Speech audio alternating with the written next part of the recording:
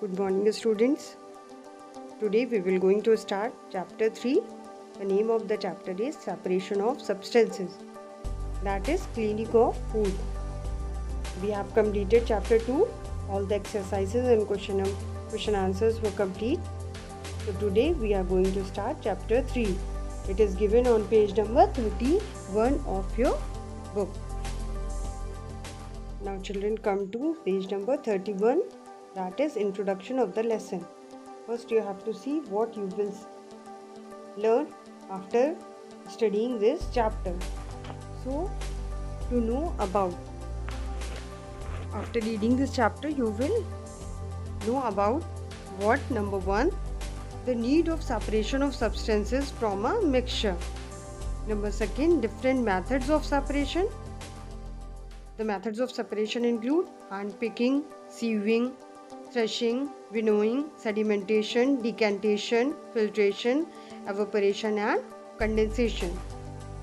So children, now we will start reading the first paragraph. In nature, we find that most substances are mixed with other substances, forming mixtures. So what are mixtures? Mixtures are the substances that are formed by mixing of one substance to another. The substances or components in the mixture may be undesirable or even harmful to human health. Sometimes children, mixtures are made and sometimes mixtures are undesirable combination of substances. So they may also cause harm to the human health, or they may be harmful to the humans. Often you might have seen your mother cleaning rice, grains and pulses before cooking. Cleaning is done to remove stones, insects and eggs etc. from the items to be cooked. Also, these items are washed with water to remove dust and other small particles which cannot be removed by hand.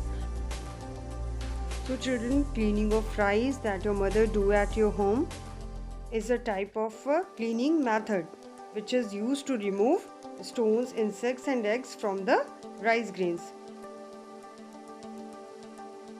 In this chapter, we will learn about the different methods used to separate substances from a mixture and for cleaning of food. Now the section 3.1, need for separation of substances from a mixture.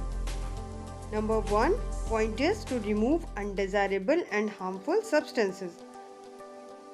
So children, what is undesirable mean? It means unwanted material which you do not want in your mixture and which are also harmful to you, which are also harmful to the human beings. Now read on. Imagine the following situations. Number 1, the milk you drink is not pure. It is mixed with substances like pond water containing bacteria. So it has to be cleaned before drinking. Second point, wheat and rice grains are stored for a long period. The grains may develop insects, larvae and eggs. Now the third situation is, wheat is not cleaned after collecting it from the field. It may contain stones and seeds of weeds. So wheat has to be cleaned before eating. Number 4 point, the water supplied to your homes is not cleaned and treated by the municipal authorities. So your water also needs to be cleaned before consumption. Before drinking water, it should be cleaned. Now in all these cases, it is necessary to remove undesirable and harmful substances before use. Now children, we have come to page number 32.